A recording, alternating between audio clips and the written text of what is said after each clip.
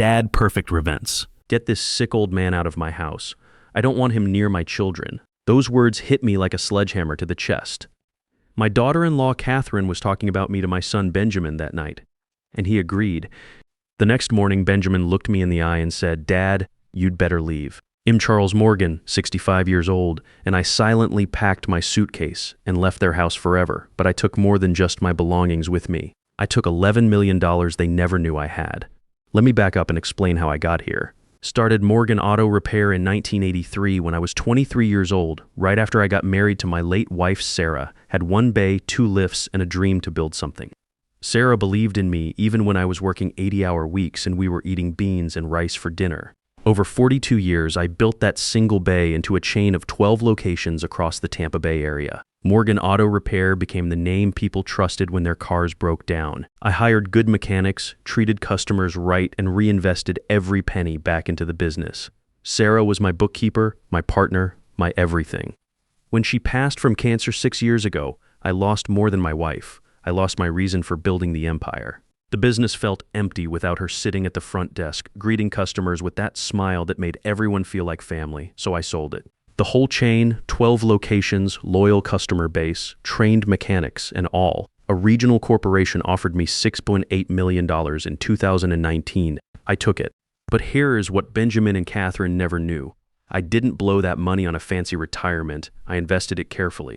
Municipal bonds, S&P index funds, a few rental properties I picked up cheap during the pandemic. With proper management and a little luck, $6.8 million became $11 million over 5 years. The diagnosis folder sat on my passenger seat as I drove to their house that evening 3 months ago. Heart failure, moderate stage. The doctor said 15 to 20 years with proper management. Not ideal, but manageable for a 65-year-old who'd been through worse building a business from nothing. I pulled into the driveway of the house I'd helped them buy. Catherine's white BMW sat gleaming in the evening light next to Benjamin's Audi. The house looked perfect, all modern lines and expensive landscaping. My $75,000 gift for their down payment had made this possible, though they thought it was everything I had left after selling what they believed was just one struggling shop. For 3 years, I'd been playing a role, the struggling widower father, living in their converted garage apartment, handing over $2,500 every month for household expenses. They accepted it like rent from a tenant, which I suppose I was, but I wasn't broke. I was testing them. Inside, my granddaughter Emily, 9 years old, with her mother's sharp eyes, was setting the dining room table with careful precision. My grandson Nathan, 7, was racing toy cars across the living room hardwood floors, making engine noises that echoed off the high ceilings. Grandpa. Nathan abandoned his cars and launched himself at my legs. I caught him feeling the familiar ache in my lower back that reminded me I wasn't getting any younger. Easy there? Speed racer. I ruffled his sandy hair, the same color mine used to be before it went gray. "Where's your dad?" "Office," Emily said, without looking up from arranging the silverware. Precise, that one. Already learning efficiency from watching her mother manage their household like a business operation, Benjamin emerged from his home office wearing his weekend casual uniform, expensive polo shirt, designer jeans that probably cost more than I used to make in a week when I started the shop. At 39, had inherited my height and my stubborn jaw, but none of the work ethic that built our family's wealth. Marketing consultant, whatever that meant in today's economy. He made decent money, around $90,000 a year, but spent more than he earned, always had, even as a kid. I bailed him out of credit card debt twice in his 20s, helped him with his first car payment, covered his wedding costs when he overspent on the reception. "Hey Dad, how was the doctor's appointment?" I held up the manila folder, keeping my expression neutral. Got the results. His face flickered with something. Hard to tell if it was genuine concern or just the polite interest you show when someone mentions bad weather. These days, I couldn't read him anymore. "Let's talk after dinner," I said, wanting to observe them at their most natural first. Catherine appeared from the kitchen, like she'd been waiting for her cue, blonde hair pulled back in a perfect ponytail, wearing those $200 yoga clothes that made up most of her wardrobe. At 37, she maintained herself with the dedication of someone terrified of aging, all organic skincare and boutique fitness classes. She glanced at the folder in my hand, then at me, then looked away quickly. "Dinner's ready. Kids, go wash your hands." We sat down to grilled chicken, roasted vegetables, and quinoa. Catherine's cooking was competent and joyless, every meal carefully calculated for optimal nutrition and Instagram-worthy presentation. She documented everything on social media, the perfectly plated meals, the beautiful house, the adorable children. Their life looked flawless online. So Benjamin said, cutting his chicken into identical pieces the way he'd done since childhood. What did the doctor say? I'd rehearsed this moment, planned my words carefully. Heart failure, moderate stage. I let those words hang in the air, watching their faces. Sounds frightening, but it's manageable with medication and lifestyle changes. The cardiologist was actually optimistic. Said I could have 15 to 20 years with proper care. Catherine's fork paused halfway to her mouth. A piece of quinoa balanced precariously on the tines. That's concerning, Charles. You'll need to be very careful now. Her eyes darted to Benjamin for just a second, a glance I wasn't supposed to notice, but he'd been watching for tells like this for 3 years, cataloging every micro-expression, every moment of impatience they tried to hide. Yeah, Dad, that's tough news, Benjamin said, reaching for his water glass.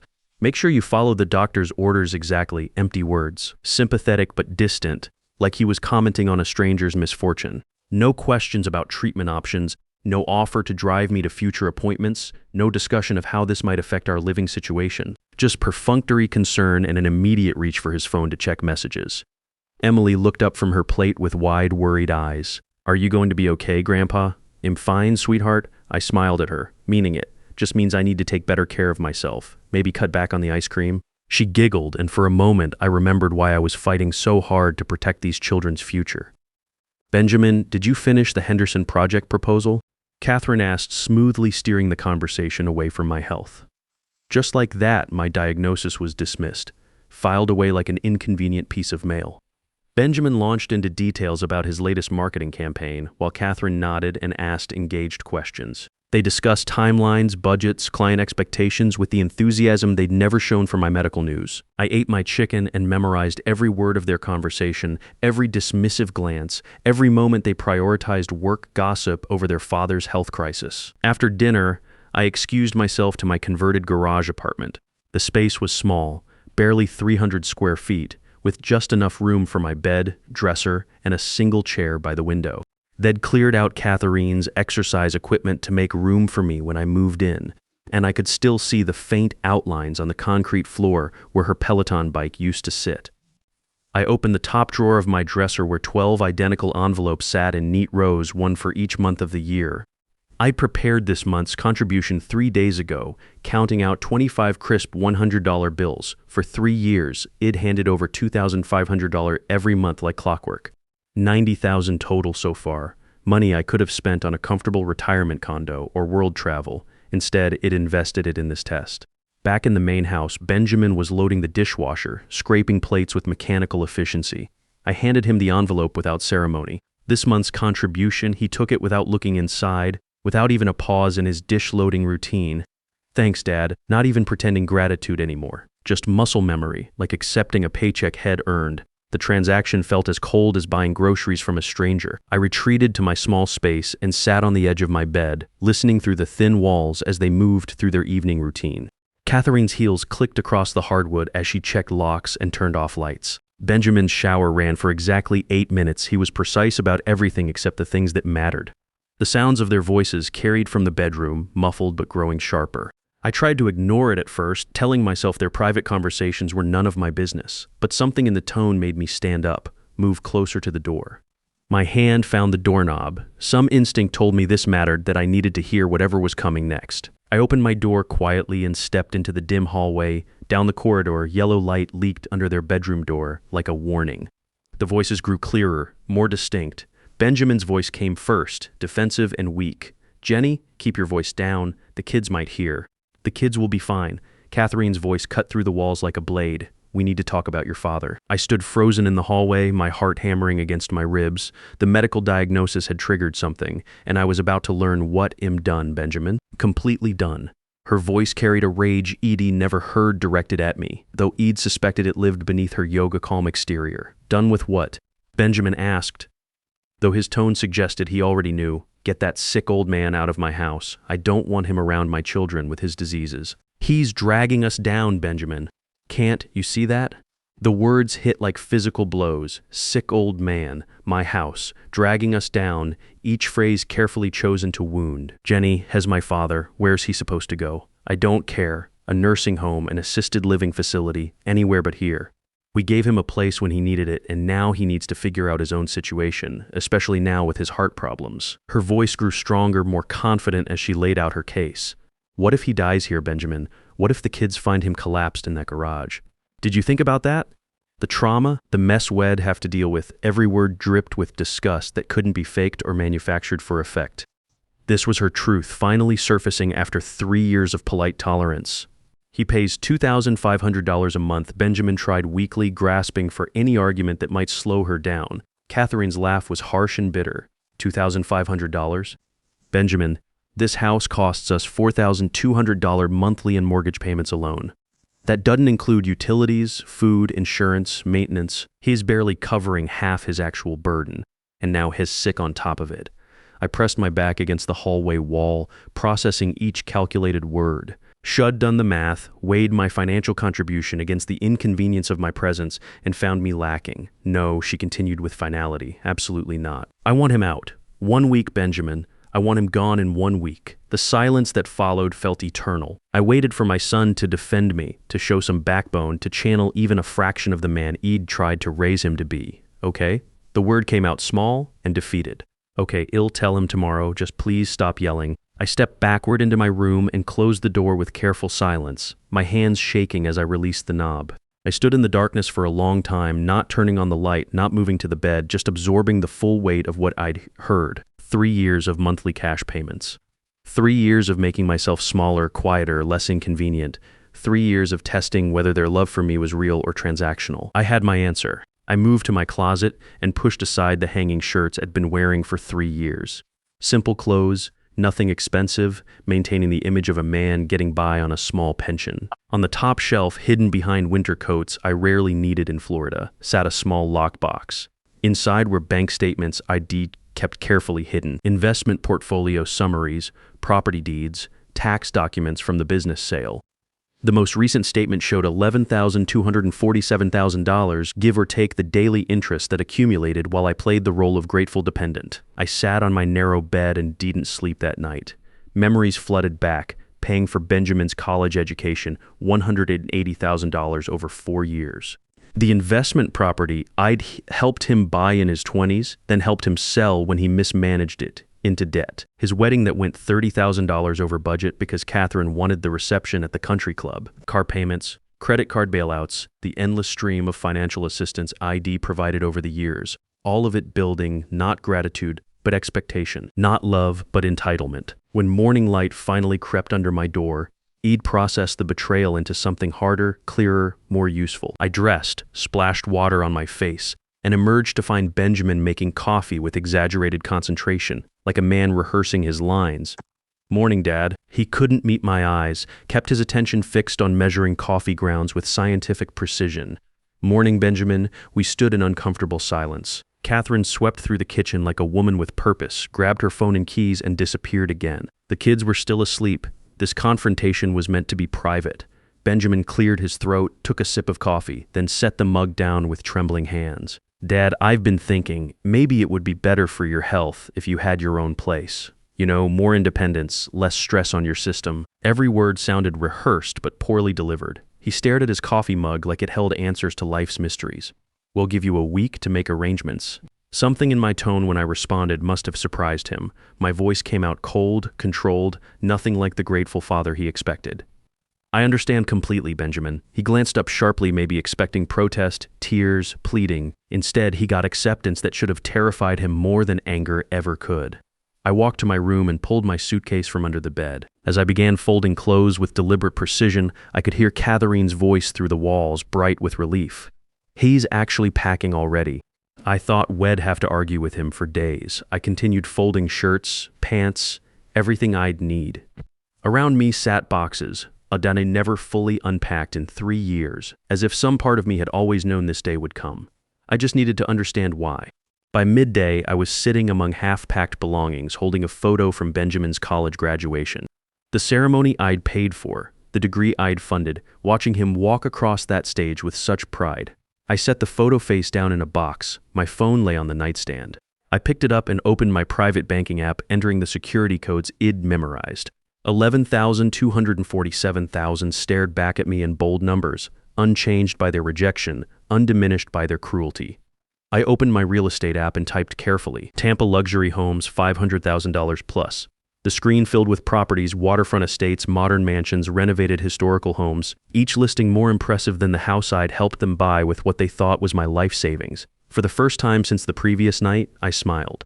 Cold, calculating, but genuine. They wanted the sick old man out of their house. They had no idea what house the old man could afford. I called Margaret Wilson, the estate planning attorney I'd worked with when I sold the business. We'd crafted careful structures to protect my assets, and now it was time to activate those plans. Margaret, it's Charles Morgan. I need you to make a phone call to my son, Benjamin. It's time he learned a few things about his father's finances. I see, she said slowly, understanding immediately that this wasn't routine legal work. When would you like to schedule this meeting today if possible? Tomorrow at the latest, and Margaret, I want you to have all the documentation ready. Portfolio statements, property deeds, tax records from the business sale. I want him to see every dollar, every asset total. Maximum impact, she said. Exactly, I want him to understand what he threw away when he threw me out. While Margaret arranged the meeting, I continued packing. Each item felt symbolic, the clothes I'd worn while testing their character, the books I'd read during long evenings in their house, the photo albums filled with memories of better times. By evening, my belongings were neatly sorted: keep, donate, store. The life I'd built in their garage apartment reduced to 3 categories, ready for whatever came next. Benjamin knocked on my door around 9 p.m., probably sent by Catherine to check my progress. How's it going, Dad? Need any help? His offer felt hollow, perfunctory, like asking if someone needs help with a task you hope they'll refuse. Fine. Should be ready to leave by Thursday. Thursday, that's only 2 days. Are you sure you found a place already? The concern in his voice might have been genuine, or maybe he was just worried about the timeline Catherine had given him. I've got it handled, Benjamin. Don't worry about your sick old man. I used Catherine's exact words deliberately, watched him flinch as he recognized them. He knew I'd heard something, but not how much. The uncertainty would eat at him until Margaret's meeting revealed the truth. That Thursday morning, I loaded my belongings into a moving truck I'd hired. Benjamin left early for work, avoiding the awkwardness of goodbye. Catherine took the kids to school, then disappeared to her yoga class. I was grateful for the solitude during my final hour in their house. I walked through each room one last time, the dining room where I'd revealed my diagnosis to faces that couldn't hide their inconvenience. The living room where Emily and Nathan played while their parents discussed my unworthiness. The kitchen where I'd handed over $90,000 in cash over 3 years, watching gratitude calcify into expectation. Before leaving, I placed a sealed envelope on their kitchen table. Inside, a brief note: thank you for your hospitality these 3 years. I found new housing and will be out by noon today.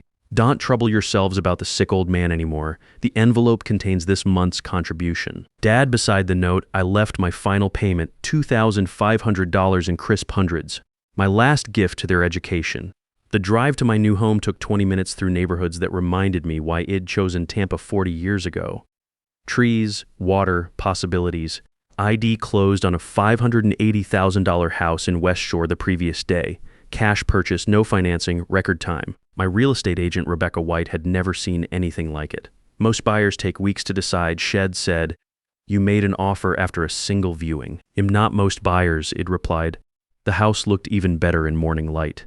Modern design, white stone and glass, gated driveway, mature landscaping. 3 bedrooms, 2.5 baths, office space with bay views. My gate, my driveway, my home, the movers worked efficiently. Within 2 hours, they'd transferred my life from their garage to my proper home. I tipped them $500 cash and watched their eyebrows rise. That afternoon, Benjamin sat in Margaret Wilson's downtown office. Shed called him that morning. I need you to come in regarding your father's estate planning. Today, if possible. Margaret started professionally. Mr. Morgan, thank you for coming. I'm handling your father's estate planning, and he wanted you informed of certain assets. Benjamin looked confused. Assets? Dad sold his shop years ago. He's been living with us because Margaret slid the first document across her polished desk. Investment portfolio statement, my name at the top, balance clearly displayed, $11,247,000. Your father owns an investment portfolio currently valued at approximately $11 million. Benjamin stared at the paper. Margaret later told me his face went completely blank, like a computer screen freezing mid-task. 11 million. I'm sorry, what? She showed him more documents. Property deed for my new house. Bank statements, tax records from the business sale showing $6.8 million, not the modest sum had imagined. But he was living with us. Benjamin's voice came out hoarse. He gave us money every month because he couldn't afford. Margaret's delivery was clinical, devastating. Pro fee $500 from $11 million. Pennies from a fortune. Your father sold Morgan Auto Repair, all 12 locations, for $6.8 million in 219. He invested wisely. He has never needed financial assistance. Those monthly contributions were his choice, not necessity. Benjamin sat motionless for a full minute, processing the implications. Every assumption about his struggling father, every justification for asking me to leave crumbling under mathematical reality. Previously, Margaret continued, you were designated as sole beneficiary of your father's estate. He wanted you to know his reconsidering that arrangement. Benjamin left her office moving like a sleepwalker. My phone started ringing that evening, text after text, voicemail after voicemail. Benjamin's voice cracked through the speakers. Dad, please call me. We need to talk. I had no idea about your finances. Please let me explain. Catherine's messages grew increasingly frantic. Charles, the kids miss you. Please come for dinner. We can work this out. I deleted each message without responding. 3 weeks later, they received certified mail from Margaret's office. Legal demand for immediate repayment of the $75,000 down payment loan, plus accumulated interest. $95,000 total, due within 60 days. The promissory note Benjamin had signed without reading, trusting his father. Now that trust had a price, they tried everything: banks, credit unions, family loans. The house already had a lien. No one would lend additional money. Catherine's Instagram empire collapsed as word spread about the heartless daughter-in-law who had kicked out her sick father-in-law. Benjamin's work performance suffered under the stress. 8 weeks later, they'd scraped together $47,000, still $48,000 short with 2 weeks remaining. That's when they wrote the letter, both of them sitting in what used to be my garage apartment. A complete apology admitting their cruelty, ingratitude, and materialism. I read it twice in my Bayview office, then called Margaret, set up a meeting. Am ready to discuss terms. The coffee shop overlooked Tampa Bay. I arrived exactly on time to find them waiting, ordered coffee, and sat down without greeting. I failed you, Benjamin said first. When you got sick, I threw you away. I'm sorry. Catherine's tears were genuine this time. Charles, I said terrible things. We're selfish people who didn't deserve you. I asked the question Iddy planned, are you apologizing because I'm a millionaire or because what you did was wrong? Both, Catherine admitted. I wish it was only the second, but it'd be lying. Her honesty surprised me. I slid type terms across the table. Debt forgiveness for $48,000, family therapy for 6 months, public apology to extended family and permanent changes to my will. They'd inherit $100,000 total after my death instead of millions. The bulk would go to charity and trust funds for Emily and Nathan. Accept these terms or face bankruptcy. 48 hours to decide. 2 days later, Benjamin called. We accept. All of it. Now I meet Emily and Nathan every Saturday at our coffee shop. Supervised visits, my terms. Last week, Nathan asked Grandpa, are we allowed to love you again? I knelt to his eye level. You never stopped being allowed to love me, buddy. I volunteer now, mentoring entrepreneurs, living quietly in my Bayview home. Justice served, lessons taught, family boundaries established. Not the sick old man they wanted gone. The man who chose justice over revenge and found peace in the truth. Money doesn't buy love, but it reveals who truly loves you, and sometimes that truth is worth every penny you thought you'd lost. I learned that family isn't just blood, it's respect, loyalty, and choosing each other even when it's inconvenient. Some lessons cost $11 million to teach, but dignity is priceless.